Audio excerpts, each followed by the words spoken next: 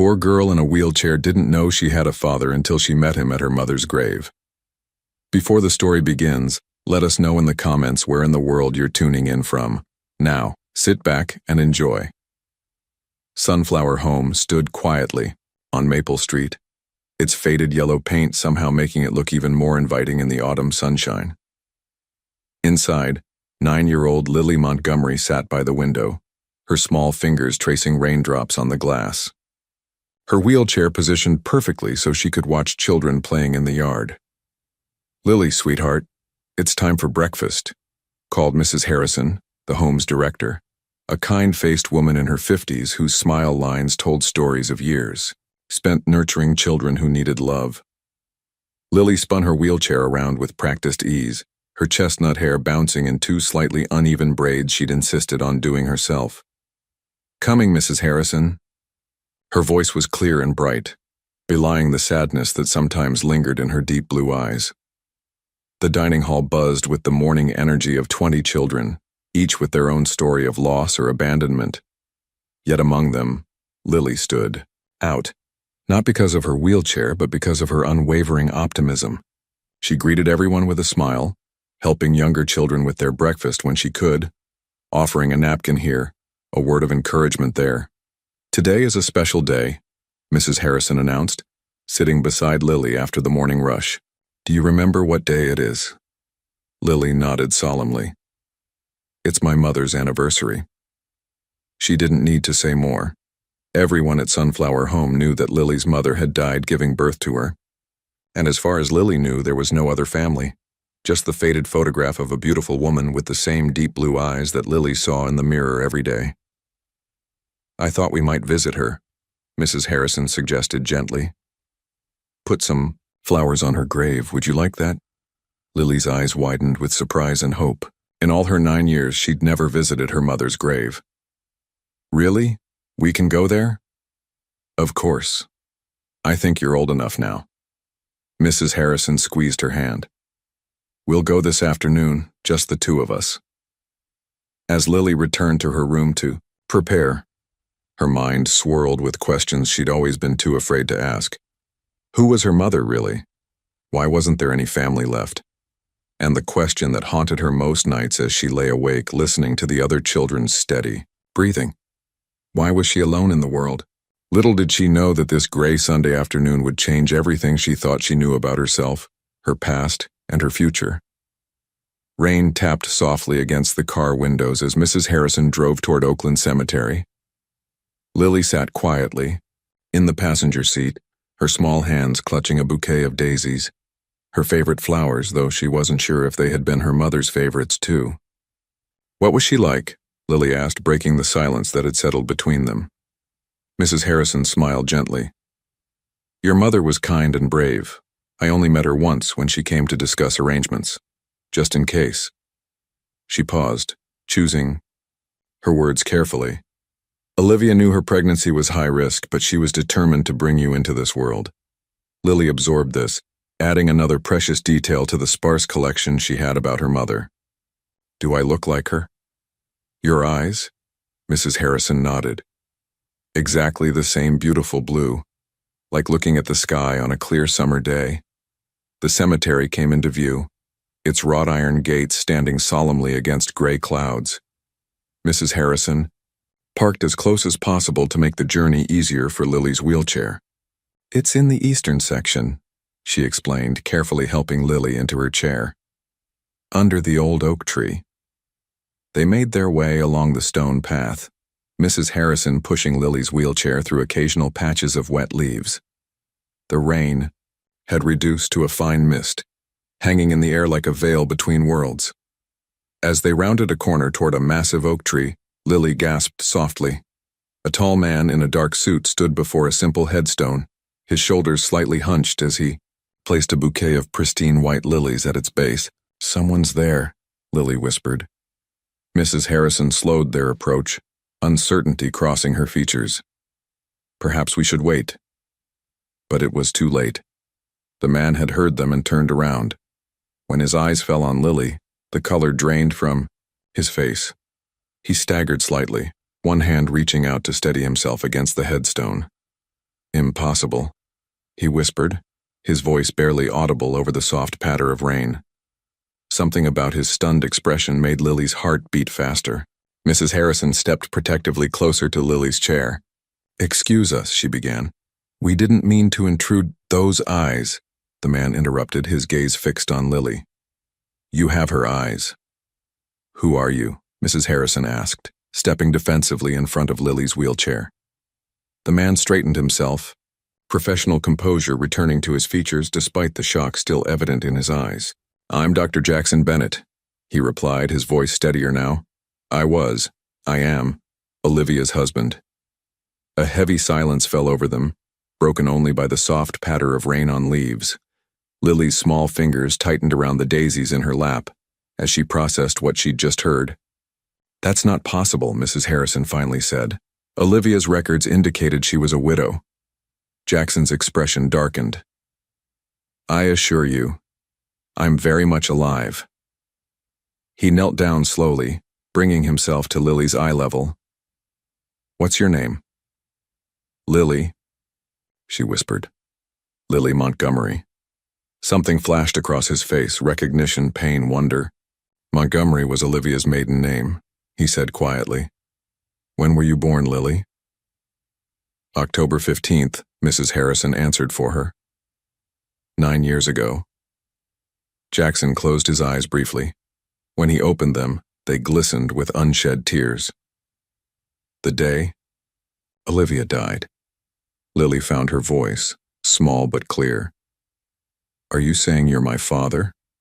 Jackson nodded, a single tear finally breaking free. "I was told you died with your mother. They said neither of you survived the complications." Mrs. Harrison looked stunned. "The hospital told us Olivia had no living family, that her husband had died months before in an accident." "Someone lied," Jackson said, his voice hardening. "I've been putting flowers on my wife's grave for 9 years, believing my child was buried with her." A gust of wind sent a shower of raindrops from the branches above, but no one moved. In that moment, time seemed suspended as 3 lives intersected in a way none of them could have imagined. "Can I?" Jackson hesitated, then continued. "May I touch your hand, Lily?" Lily glanced up at Mrs. Harrison, who gave a small nod. Slowly, she extended her hand toward this stranger who might be her father. His larger hand enveloped hers gently, as if she might break. "You have her hands too," he whispered. "Small but strong." Then, as if a dam had broken, Jackson Bennett, renowned surgeon, composed professional, began to cry openly, still holding his daughter's hand.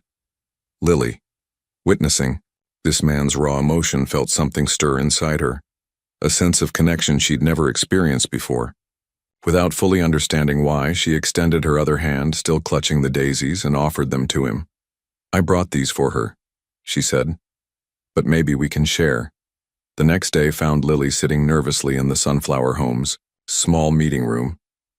Mrs. Harrison had arranged for Jackson to visit properly, away from the rain and emotional shock of their cemetery encounter. "He'll be here soon," Mrs. Harrison said, straightening Lily's collar unnecessarily. "Are you okay, sweetheart?" Lily nodded, though butterflies swarmed in her stomach. "What should I call him?" "Whatever feels right," Mrs. Harrison answered gently. "There's no rule book for this situation." Before Lily could respond, there was a knock at the door. Jackson Bennett entered, looking different from yesterday, less formal in a blue sweater, though still carrying himself with a doctor's composed posture. In his hands was a small photo album and a box wrapped in silver paper. "Hello, Lily," he said, his voice warm but uncertain. "Thank you for agreeing to see me." Lily managed a shy smile. "Hello, Dr. Bennett." "Jackson, please," he corrected softly, taking the seat across from her. "Or, whatever makes you comfortable." For a moment, silence filled the room as they studied each other, the father who never knew his child lived and the daughter who never knew her father existed. "I brought something," Jackson said finally, sliding the photo album toward her. "Pictures of your mother. I thought you might like to see them."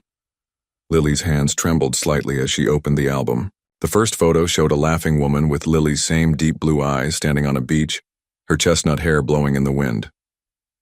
That was our honeymoon, Jackson explained. Olivia loved the ocean. Page after page revealed the mother Lily had never known. Olivia in a hospital coat. She was a pediatrician. Olivia painting a nursery wall. She was so excited about you. Olivia and Jackson at a Christmas party, her hand resting protectively over a slightly rounded belly. She was beautiful, Lily whispered. Yes, Jackson agreed, emotion thick in his voice. And she would have loved you so much. As Lily turned the last page, a question burned in her throat. Why did someone lie? About you being dead and me too? Jackson's expression darkened. I don't know yet, but I promise you I'm going to find out. He pushed the silver package toward her. This was hers. I've kept it all these years thinking. He couldn't finish. Lily carefully unwrapped it, revealing a delicate music box with a silver ballet dancer on top. When she opened it, a gentle melody filled the room. Claire de Lune. Her favorite, Jackson said softly. For the first time since meeting him, Lily felt something shift inside her, like a puzzle piece finally finding its place. She looked up at this stranger who was her father and asked the question that mattered most. Are you going to stay? Over the next few weeks, Jackson became a regular visitor at Sunflower Home. Today, he arrived with a small gift bag, finding Lily in the common room finishing her math homework. Multiplication? He asked, pulling up a chair beside her wheelchair. Lily nodded. Times tables. I'm stuck on sevens. I have a trick for that, Jackson offered, showing her a finger-counting method that made her giggle. The sound of her laughter still surprised him. How familiar it seemed, how much it echoed Olivia's. Mrs. Harrison observed them from the doorway, her expression a mixture of happiness and concern. She'd seen too many children experience false hopes to be entirely comfortable, but she couldn't deny the genuine connection forming between father and daughter. I brought something for you, Jackson said when they finished the math problems. He handed Lily the gift bag. Inside was a framed photograph of Olivia, one that hadn't been in the album, showing her in a hospital coat, kneeling beside a child in a wheelchair. Your mother specialized in working with children with physical disabilities, Jackson explained softly. She believed everyone deserved the same opportunities regardless of physical limitations. Lily traced her mother's face in the photograph. Is that why you became a doctor too? Actually, she became a doctor because of me. Jackson smiled. We met in medical school. But yes, her passion influenced me greatly. A comfortable silence settled between them until Lily asked the question that had been on her mind for days.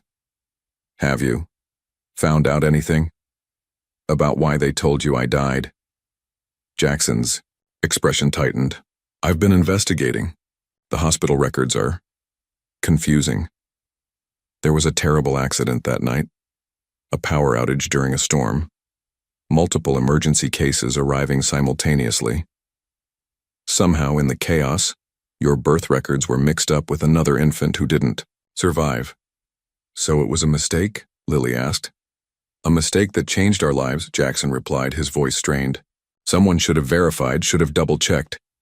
Sensing his rising anger, Lily reached out and placed her small hand on his. But we found each other now. Jackson's expression softened immediately. Yes, we did. He hesitated before continuing. Lily, I was wondering if you might like to visit my home sometime. It's not far from here, and I thought... Yes, Lily interrupted, eyes bright with excitement. Then, remembering her manners, she added more composed, I'd like that very much. As Jackson left that afternoon, he stopped to speak with Mrs. Harrison. Thank you, he said simply, for taking care of her when I couldn't. Mrs. Harrison nodded. She's a special child. But Jackson, please be certain about this relationship. Lily has experienced enough loss already. I've never been more certain of anything in my life, he replied, his voice firm with resolve. She's my daughter, and I'm never going to lose her again. The following Saturday, Mrs. Harrison helped Lily get ready for her first visit to Jackson's Home. Lily wore her favorite purple dress and Mrs. Harrison had styled her hair in a neat braid intertwined with a ribbon. "Do I look okay?" Lily asked anxiously, smoothing her dress over her lap. "You look beautiful," Mrs. Harrison assured her, adjusting the ribbon one last time. "Remember, just be yourself. That's who he wants to know." When Jackson arrived, his face lit up seeing Lily so dressed up. "You look wonderful," he said, presenting her with a small corsage of violets. "These reminded me of your dress from last week." The drive to Jackson's home was filled with Lily's excited questions about the neighborhood, the house, and whether there were other children nearby. Jackson answered patiently, occasionally glancing in the rearview mirror to catch her expressions of wonder as they entered a neighborhood of large, stately homes. "This is where you live?" Lily asked as they pulled into a circular driveway before an imposing two-story brick house with perfectly manicured gardens. "It's just a house," Jackson said, suddenly self-conscious about its grandeur. Not really a home until now. Inside, the house was immaculate. Hardwood floors gleamed. Artwork hung perfectly positioned on walls. Furniture looked barely used. It was beautiful, but felt more like a museum than a place where someone lived. "I had some modifications made," Jackson explained, showing her a newly installed ramp at the back entrance and widened doorways. "The contractor is coming next week to lower some of the countertops and install grab bars in the bathroom." Lily felt a strange mix of emotions, appreciation for his thoughtfulness, wonder at the luxury, but also a sense of alienation. This pristine place was nothing like the warm, chaotic Sunflower home. "Would you like to see your room?" Jackson asked tentatively. "My room? Well, it would be yours. When you visit," he clarified quickly. "Or if, sometime, you wanted to stay longer." He led her to a bedroom that had clearly been hastily converted from an office. The walls were still a corporate beige, but a colorful quilt brightened the bed, and several stuffed animals sat arranged on pillows. "I wasn't sure what you'd like," Jackson admitted. "The salesperson recommended these for a 9-year-old girl." Lily wheeled herself around the room, taking it in. Everything was new. Tags still on the stuffed animals, price stickers barely hidden on the lamp base. "It's very nice," she said politely. Lunch was served in a formal dining room by a housekeeper Lily hadn't known existed until that moment. Jackson, noticing her discomfort with the formal setting, suggested they eat in the kitchen instead, where the atmosphere felt slightly more relaxed. "Lily," he said carefully as they finished dessert, "I've been researching some new treatments for spinal injuries. There are specialists in Switzerland doing remarkable work with children your age." Lily's spoon froze halfway to her mouth. "Treatments? You mean, to fix me?" "To help you," Jackson corrected quickly. "To possibly improve your mobility." "You want to change me," Lily said quietly, placing her spoon down. "No, I just want to give you every opportunity. Mrs. Harrison says I'm perfect just as I am." Jackson's face fell. "Of course you are. I didn't mean to suggest otherwise." But something had shifted, a small crack appearing in their newly forming bond. The drive back to Sunflower home was quieter than the journey out. Lily gazed out the window, her earlier excitement dampened. Jackson gripped the steering wheel tightly, mentally replaying his misstep.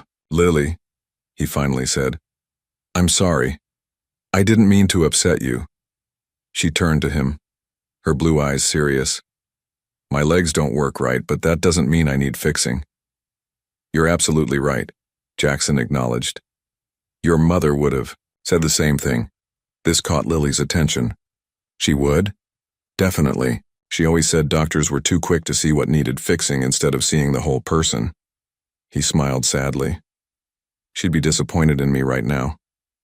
Lily considered this. "It's okay to make mistakes. Mrs. Harrison says that's how we learn." Jackson felt humbled by her capacity for forgiveness. Mrs. Harrison is very wise. When they arrived back at Sunflower home, Jackson handed Lily a small package. "I forgot to give you this earlier." Inside was a framed photograph of Olivia, pregnant and glowing, sitting at a piano. "She used to play for you before you were born," Jackson explained. said you would kick in rhythm. As Lily studied the picture, Jackson's phone rang. Excusing himself, he stepped away to answer it. His expression grew increasingly grave as he listened. "I'll be right there," he said, ending the call. Kneeling beside Lily, he explained, "I have to go to the hospital, emergency surgery. Can we continue this another day?" After Jackson left, Mrs. Harrison found Lily in her room, staring at the new photograph. "How was your visit?" she asked gently. "His house is big and fancy," Lily said, "but it doesn't feel like anyone lives there." "That's common for people who are alone," Mrs. Harrison offered. "Sometimes it's easier to make a house perfect when you don't really live in it." He wanted to. "Take me to Switzerland to fix my legs," Lily admitted quietly. Mrs. Harrison sat beside her. "And how did that make you feel?" "Like I wasn't good enough as I am," Lily whispered. But then he said Mom would have thought that was wrong too. Later that night, as Mrs. Harrison checked on the sleeping children, she found Lily's light still, and the girl was writing in a journal surrounded by both new and old photographs of her mother. "Couldn't sleep?" Mrs. Harrison asked. Lily shook her head. "I found something in the back of this frame," she said, holding up the piano photograph. It was hidden behind the picture. She handed Mrs. Harrison a folded note in elegant handwriting. "To my darling child, may you always hear the music in life, even when others only hear noise. All my love, Mom." As Mrs. Harrison read the words aloud, tears filled her eyes. "Your mother knew exactly who you would become, Lily, and she loved you for it, exactly as you are." That night, Lily fell asleep holding both the photograph and the note, feeling closer to her mother than ever before, and understanding her father a little better too. 2 weeks later, Lily noticed a change in Jackson. His visits were more frequent, and he seemed more relaxed, less like the formal doctor and more like a regular dad. Today, he arrived carrying a rolled-up blueprint. "What's that?" Lily asked as he spread it across the common room table. "Plans for my house," Jackson replied, eyes bright with excitement. "I've been working with an architect who specializes in accessible design." Lily studied the drawings curiously. She could see that the entire ground floor was being reconfigured. Widened hallways, a new bedroom suite with an accessible bathroom, a kitchen with adjustable height counters. "You're changing your whole house?" she asked, surprised. "It wasn't designed for a wheelchair," Jackson explained. "Or for a child, really. I want it to be comfortable for when you visit." Something warmed inside Lily's chest. "That's a lot of work just for visits." Jackson hesitated before responding. "Well, someday. Perhaps you might want to stay longer." He quickly added, "Only if you wanted to, of course." Their relationship had developed its own rhythm. Tuesdays and Thursdays after school, Jackson would pick Lily up for a few hours. Saturdays were their special days. They'd gone to the botanical gardens, a children's museum, and last week, a concert in the park. Jackson had learned to navigate the world with Lily's wheelchair in mind, calling ahead to check accessibility, carrying a portable ramp in his car, and becoming fiercely advocative when necessary. More importantly, he'd learned about Lily herself, her love of drawing, her talent for math, her secret dream of becoming a composer like her mother had encouraged. In the note, "I have something for you," Lily said, pulling a folded paper from her backpack. It was a drawing of Jackson's house, but reimagined with colorful flowers, a treehouse with a wheelchair lift, and a music room with large windows. "It's beautiful," Jackson said, genuinely moved. "Is this how you see the house becoming?" Lily nodded shyly. "The treehouse might be hard, though." "Nothing's impossible," Jackson replied with a wink. "Just challenging." Later, as they shared ice cream in the courtyard, Lily asked the question that had been growing in her mind. "Jackson, what would happen if I lived with you?" He nearly dropped his spoon. "You've been thinking about that?" "Sometimes," she admitted. "But then I think about Mrs. Harrison and everyone here and I get confused." Jackson set his ice cream aside and took Lily's hand. "Family isn't always about choosing one person over another. Sometimes it's about making a bigger circle. Like How Mrs. Harrison could still be important even if I lived with you? Exactly, Jackson nodded. I'd want her to always be part of your life. Part of our lives. That evening, after Jackson left, Mrs. Harrison found Lily staring at the house blueprints he'd left behind. Big plans, Mrs. Harrison commented, sitting beside her. He's changing everything for me, Lily said quietly. Nobody's ever done that before. Mrs. Harrison smiled gently. That's what parents do, sweetheart. They reshape their world to make room for their children. For the first time, Lily allowed herself to imagine a future beyond Sunflower Home. A future with a father who had found her against impossible odds and was now rebuilding his life, piece by piece, to include her in it. Lily, are we friends now? Jackson asked one afternoon as they sat in the garden behind his house. The renovations were underway, with construction crews working inside while they enjoyed the autumn sunshine. Lily considered the question seriously, her fingers tracing patterns on the arm of her wheelchair. I think so. But it's different than friends at school. How so? Jackson asked, genuinely curious about how she perceived their relationship. Well, Lily tilted her head thoughtfully. Friends share secrets and play games, but they don't rebuild their houses for each other. Jackson laughed softly. Fair point. And they don't look at each other the way you look at me sometimes, Lily added. How do I look at you? Like you're trying to memorize my face, she said simply. Like you're afraid I might disappear. Jackson's breath caught. Leave it to a child to articulate exactly what he couldn't. You're very perceptive. Mrs. Harrison says I notice things others don't. Lily hesitated before asking, would it be okay if I called you Dad instead of Jackson? The question hung in the air between them, weighty with significance. Jackson felt his eyes grow moist. I would be honored, he said, his voice thick with emotion. More than you can possibly know. Lily smiled, looking pleased but also shy about the momentous shift. I've never had a dad before, I'm not sure how it works. Well, Jackson said, clearing his throat, I'm new at being a father, so perhaps we can figure it out together. That Saturday, Jackson took Lily to the hospital where he worked. He'd arranged for a special tour, introducing her to his colleagues and showing her the pediatric wing where he sometimes operated. Dr. Bennett, a nurse, approached them, smiling warmly. Is this the famous Lily we've heard so much about? Indeed it is, Jackson replied proudly. Lily, this is Nurse Chen. She's the best pediatric nurse in the state. Your father talks about you constantly, Nurse Chen told Lily with a wink. He's shown your artwork to everyone on staff. Lily blushed, surprised and pleased. He has? Oh, yes, he's quite the proud father.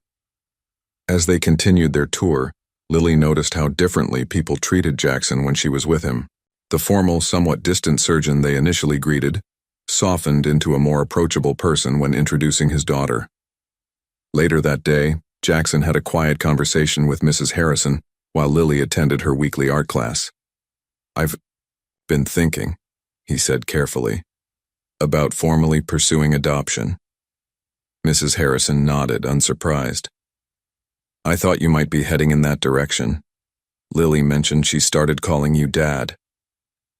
Yes, Jackson couldn't help smiling. It's everything hearing that word. You understand there will be a thorough evaluation process, Mrs. Harrison cautioned. Single fathers adopting daughters with medical needs face extra scrutiny. I'm prepared for that, Jackson assured her. I've already consulted with a family attorney. Mrs. Harrison studied him thoughtfully. You know, when we first met at the cemetery, I was terrified you might disrupt Lily's life only to disappear again. I'm glad I was wrong. I'm not going anywhere, Jackson said firmly. Lily is my daughter, the only family I have left in this world. Nothing matters more than making a home with her. 3 months after their first meeting, Lily woke with a sharp pain in her back. By breakfast, her face was pale and drawn, her usually bright eyes dulled with discomfort.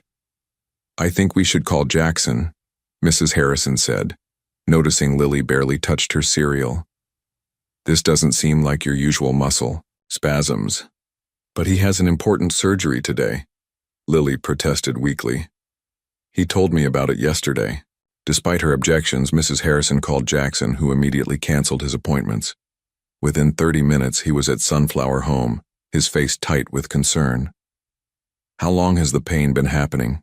he asked, kneeling beside Lily's wheelchair. "Since I woke up," Lily admitted. "But it's getting worse."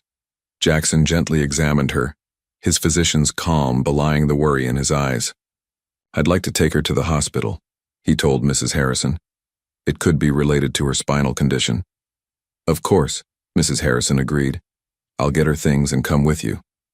"That's not necessary," Jackson replied quickly. "I can handle this. Medical situations are my specialty, after all." Mrs. Harrison frowned. "Lily might feel more comfortable with me there." "Dad's right," Lily interjected, using the title that still felt new on her tongue. "He's a doctor. He knows what to do." The hurt that flashed across Mrs. Harrison's face was brief but unmistakable. "Of course, sweetheart. I'll be here when you get back." At the hospital, everything moved with dizzying speed. Jackson's status as chief surgeon opened doors immediately. Lily was whisked through triage, examined by specialists, and scheduled for an MRI within the hour. When the radiologist mentioned a possible complication with Lily's spinal shunt, Jackson's professional demeanor cracked slightly. "Why wasn't this monitored more closely?" he demanded, reviewing her charts. "These symptoms don't develop overnight." "Dr. Bennett," the neurologist said calmly, "childhood shunts often require adjustments as patients grow. The orphanage has been diligent with her regular checkups." Lily, lying on the examination table, felt tears welling. "Is Mrs. Harrison in trouble?" she asked in a small voice. The doctors exchanged glances, suddenly remembering the child at the center of their medical discussion. "No, sweetheart," the neurologist assured her. "No one's in trouble. This is just something we need to fix." Hours later, Lily underwent a minor procedure to adjust her shunt. Jackson never left her side, holding her hand until the anesthesia took effect and being the first face she saw upon waking. "Everything went perfectly," he told her. "You were so brave." Through the haze of medication, Lily asked, "Did you call Mrs. Harrison?" Jackson's expression tightened almost imperceptibly. "I've been focused on your care. I'll update her once you're settled." That evening, as Lily drifted in and out of sleep in her private hospital room, she overheard raised voices in the hallway.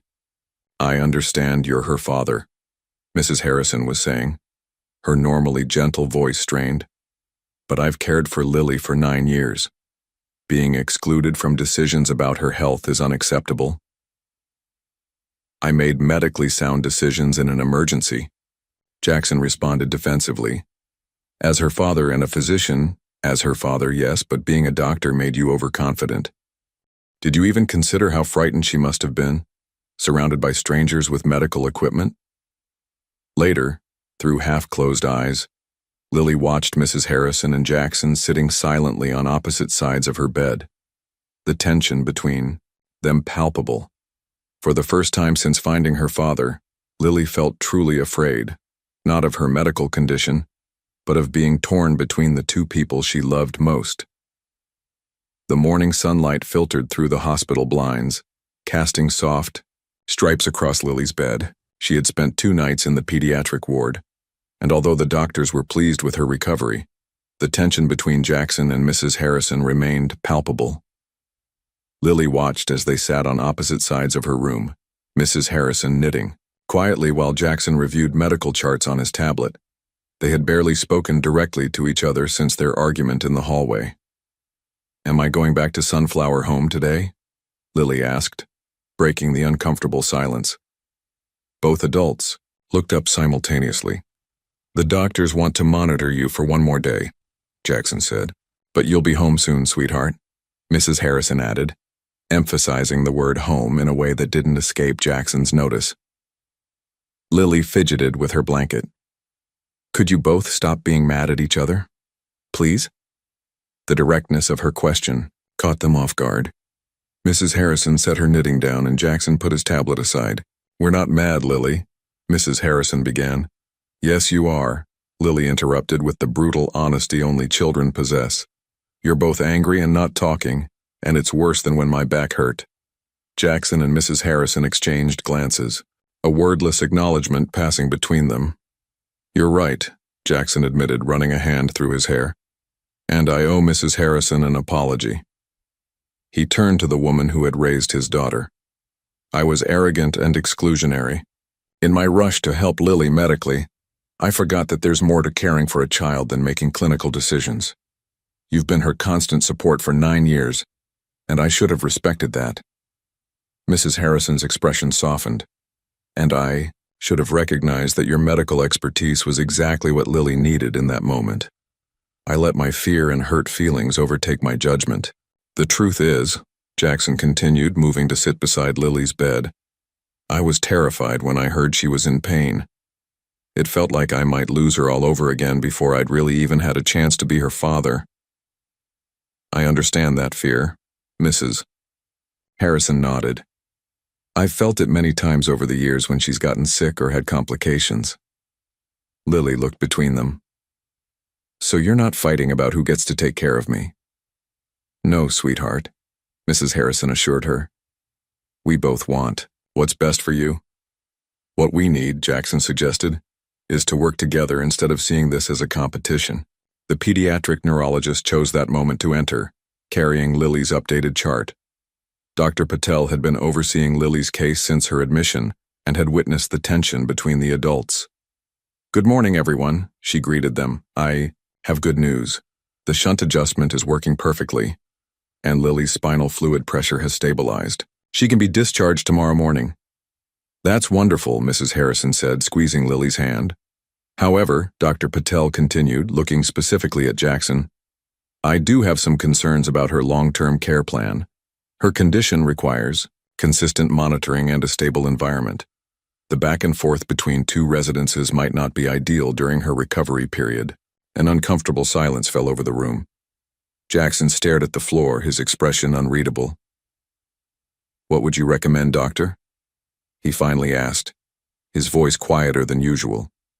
"A single primary residence for at least the next few weeks, with a consistent care routine," Dr. Patel replied.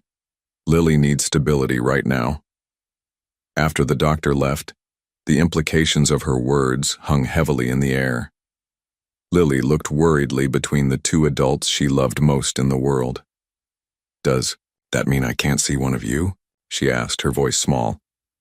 Jackson moved to sit on the edge of her bed. "No, Lily.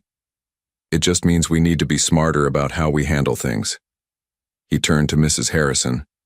"I've been so focused on building a relationship with Lily and making plans for our future that I've overlooked the importance of transition and stability."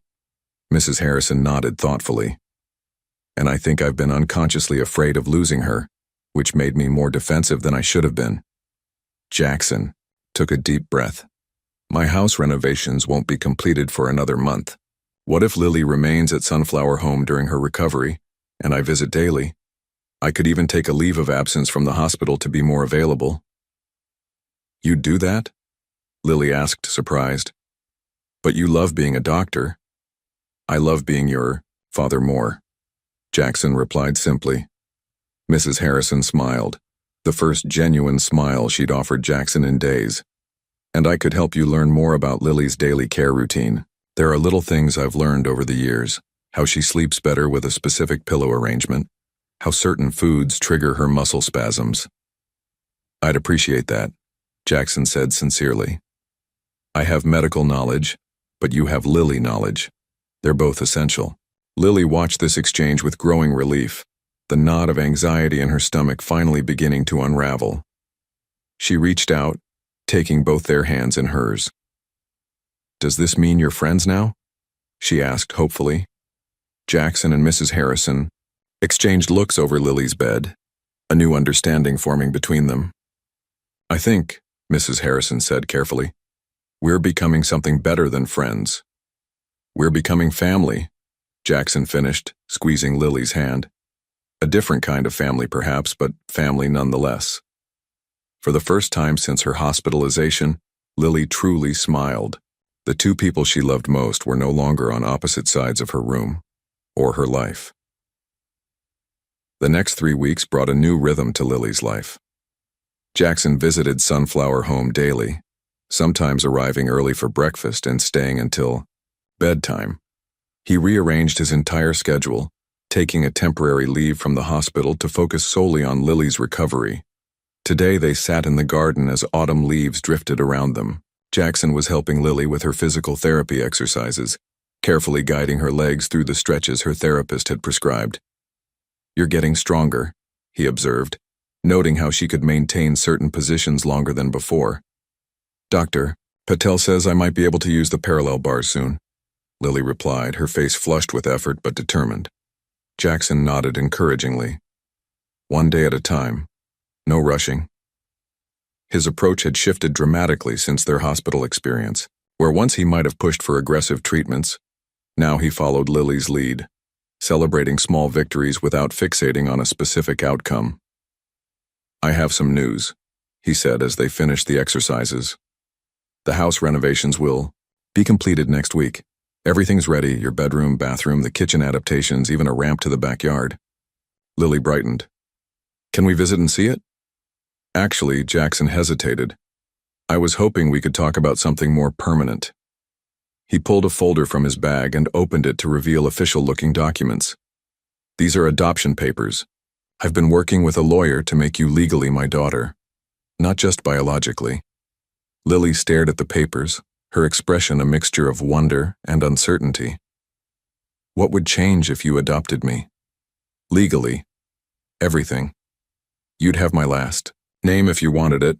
You'd live with me permanently. I'd be responsible for all your decisions until you're an adult." "What about Mrs. Harrison and Sunflower home?" Lily asked, her voice small. "They'd always be part of our lives," Jackson assured her. "Mrs. Harrison has agreed to help us transition, and she'd visit often. You could still see your friends here any time." Lily traced the edges of the papers with her finger. "Would I have to decide right now?" "Absolutely not," Jackson replied gently. "This is a big decision. Take all the time you need." That evening, Mrs. Harrison found Lily in her room, surrounded by photographs of her mother, of Jackson, and several from Sunflower Home's annual picnics and holiday celebrations. "Sorting memories?" Mrs. Harrison asked, sitting beside her. "Dad showed me the adoption papers today," Lily said, still getting used to calling Jackson Dad. "I'd have to leave here." Mrs. Harrison nodded, her eyes soft with understanding. "Changes, even good ones, can be scary." "What if I make the wrong choice?" Lily whispered. "What if I move in with him and he realizes how hard it is taking care of me all the time?" "Oh, sweetheart," Mrs. Harrison pulled her into a gentle hug. "Your father knows exactly what he's committing to. He's spent these weeks learning every detail of your care." "But what if it's wonderful?" Mrs. Harrison interrupted gently. "What if this is the beginning of the life you were always meant to have?" Later, as Jackson was saying goodnight, Lily gripped his hand tightly. "When I come live with you," she said, her voice steadier than before, "can Mrs. Harrison have her own room to stay in sometimes?" Jackson smiled, hearing the decision within her question. "I was thinking the blue room across from yours would be perfect for her visits." "And can we put some of Mom's pictures in the hallway?"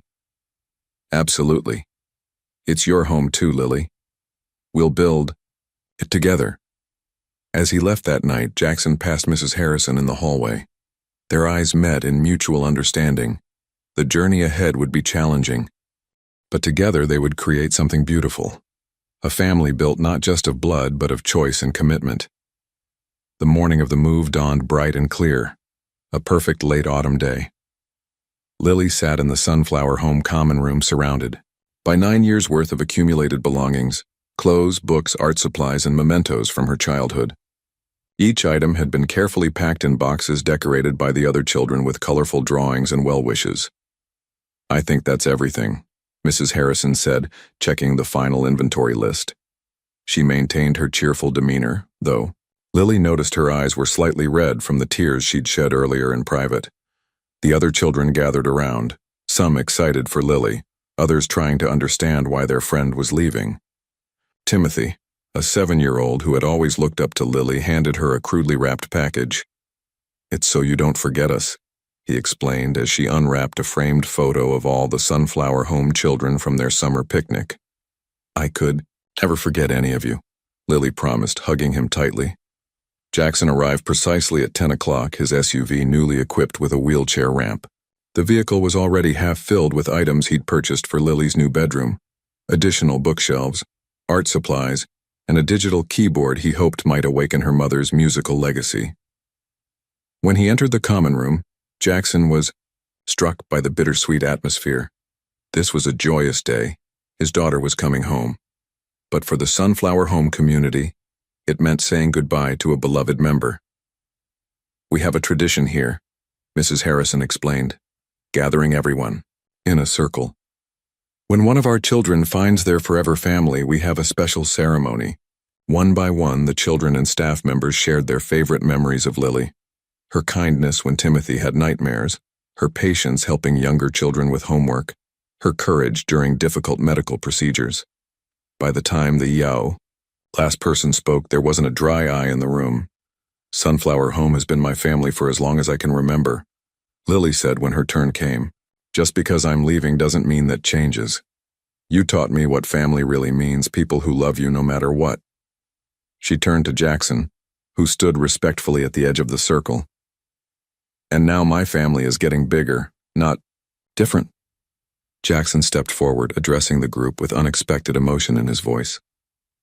"I want to thank all of you for raising my daughter when I couldn't. You've given her something I never could have: siblings, community, and unconditional acceptance. Our door will always be open to each of you." He knelt beside Mrs. Harrison, taking her hands in his. "Especially you. You're not losing Lily. You're gaining a family too." As they loaded the last boxes into the car, Mrs. Harrison handed Jackson a thick binder.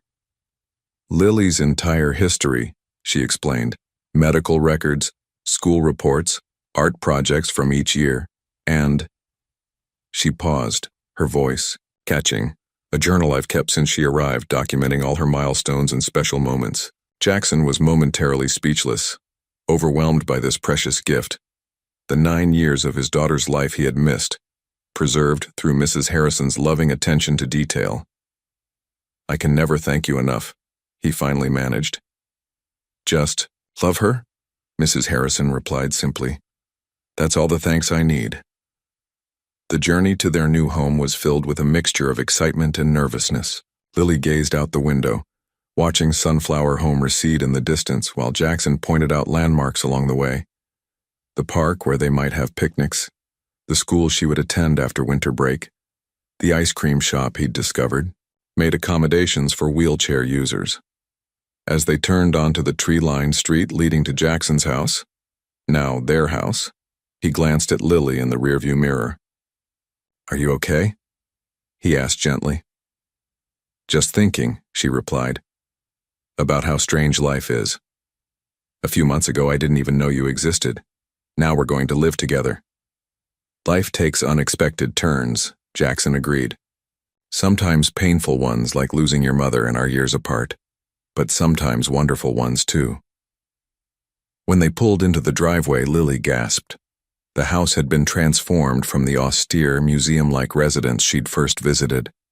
The front entrance now featured a gently sloping ramp bordered by colorful autumn flowers. A banner hung across the front door reading, "Welcome home, Lily," in hand-painted letters, but what truly caught her attention was the group waiting on the porch. Jackson's colleagues from the hospital, a few neighbors he had introduced her to, and at the center, Mrs. Harrison, who had driven ahead to help with the surprise welcome. "How did you get here before us?" "Get here before?"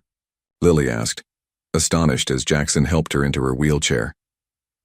"Your father and I planned this together," Mrs. Harrison explained with a smile. "You didn't think I'd miss your first moments in your new home, did you?" As they toured the renovated house, Lily was amazed by the thoughtfulness of every detail. Her bedroom was painted in her favorite shade of lavender, with accessible shelves at the perfect height for her to reach from her chair.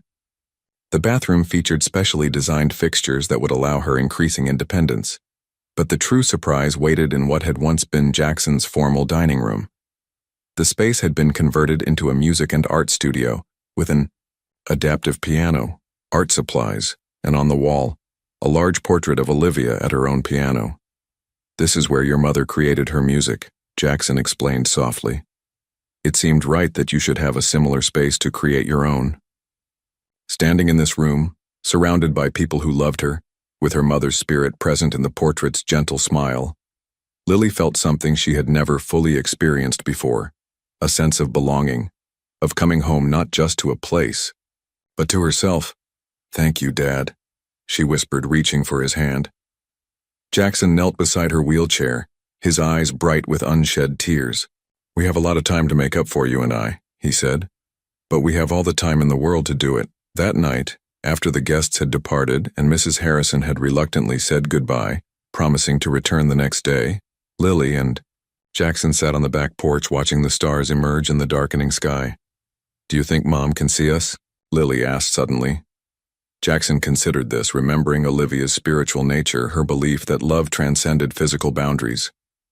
"I think," he said carefully, "that your mother's love is still here with us. In you, in me, in the space between us that was empty for so long and isn't anymore." Lily nodded, satisfied with this answer. Together, father and daughter sat in comfortable silence, two once broken pieces of a family finding their way back to wholeness. The day of the custody hearing arrived with a crisp December chill. Jackson straightened his tie in the hallway mirror, trying to project a confidence he didn't entirely feel. In the 3 months since Lily had moved in, they had established a beautiful routine together, but today everything could change. "Lily, are you ready?" he called, checking his watch. Their appointment at the family court was in less than an hour. Lily wheeled herself into the foyer, wearing the navy blue dress they had carefully chosen together. Her hair was neatly braided, and she clutched a small folder containing drawings she had made of their life together. Evidence, she had explained seriously, of why they belonged as a family. "I'm nervous," she admitted, fidgeting with the folder's edge. "What if the judge doesn't think you should be my dad?" Jackson knelt beside her wheelchair. "Remember what Mrs. Harrison said. Judges care about what's best for children. And we know that's us being together." The doorbell rang and Mrs. Harrison entered dressed in her finest suit. She had agreed to testify on Jackson's behalf, a gesture that had deeply touched him. "You both look perfect," she assured them, adjusting Lily's collar slightly. "Just be yourselves." The family court was less intimidating than Jackson had feared. The judges' chambers were designed to put children at ease, with comfortable furniture and subdued lighting. Judge Eleanor Winters, a gray-haired woman with kind eyes and a reputation for fairness in adoption cases, welcomed them warmly. "Dr. Bennett, I've reviewed your petition for adoption," she began after introductions. "Your case is unusual but compelling. I understand you're Lily's biological father, only recently reunited with her?" "Yes, Your Honor," Jackson confirmed. "Due to a hospital error, I was informed that Lily had died along with her mother during childbirth. I only discovered the truth 3 months ago." The judge turned to Lily. "And how do you feel about this adoption, young lady?" Lily straightened in her wheelchair. "I want Dr. Bennett to be my dad officially," she said with clear conviction. "He already is my dad in my heart." Judge Winters smiled before turning to Mrs. Harrison. "And as Lily's former guardian, you support this petition?" "Wholeheartedly," Mrs. Harrison affirmed. "Dr. Bennett has proven himself completely devoted to Lily's well-being. The bond between them is remarkable, especially given the short time they've known each other." The proceedings continued smoothly until the courtroom door opened, and a slender woman in expensive clothes entered with a lawyer at her side. "Your Honor," the lawyer interrupted, "I'm Richard Morton, representing Mrs. Victoria Lawson, maternal aunt of Lily Montgomery. We're filing a counter-petition for custody." A shocked silence fell over the room. Jackson felt his heart drop as he turned to see the unfamiliar woman studying Lily with calculating eyes. "I was never notified about my niece," Victoria stated coldly. "I only learned of her existence last month, through a chance meeting with A former colleague of my sister's. Judge Winters frowned at the interruption but allowed Victoria to present her case. As she spoke, the picture became clear. She had no real relationship with Lily but objected to a single father raising her niece, especially one with a demanding career. A child with special needs requires constant care, Victoria argued. Dr. Bennett's profession makes that impossible. I can provide a stable two-parent home with financial security. Jackson's lawyer countered with evidence of the accommodations he'd made, his reduced surgery schedule, the house renovations, the support network he'd built for Lily. Throughout this unexpected battle, Lily sat increasingly distressed, tears welling in her eyes as adults discussed her future as if she weren't present. Your Honor, she finally said, her small voice cutting through the arguments. May I please say something? Judge Winters nodded, silencing the lawyers with a raised, and Lily wheeled herself forward, clutching her folder. I never knew I had an aunt, she began, her voice trembling slightly. And she never tried to find me all these years. My dad didn't know I was alive, but as soon as he found out, he changed everything to make a place for me. She opened her folder, showing the judge her drawings, Jackson helping with her physical therapy, their dinner times together, the piano lessons he'd arranged. He doesn't see my wheelchair first like most people do, Lily continued, gaining confidence. He sees me, and he loves me enough to learn how to braid my hair even though he's terrible at it. A ripple of gentle laughter broke the tension in the room. Mrs. Lawson might have a bigger house or more money, Lily concluded, but Dad and I are already a family. Please don't take that away from us. The simplicity and honesty of her plea left the room silent. Victoria Lawson shifted uncomfortably, suddenly aware of how her intervention appeared through a child's eyes. After a brief recess, Judge Winters returned with her decision. In matters of adoption, the welfare of the child is paramount, she began. I've reviewed all evidence and testimony, including Lily's courageous statement. She turned to Victoria Lawson. Mrs. Lawson, while I appreciate your concern for your niece, your petition appears motivated more by obligation than genuine connection. Family is more than blood relation. It's presence, commitment, and love. Finally, she addressed Jackson. Dr. Bennett, you have demonstrated extraordinary dedication to becoming the father Lily deserves. The adjustments you've made to your life speak volumes about your priorities.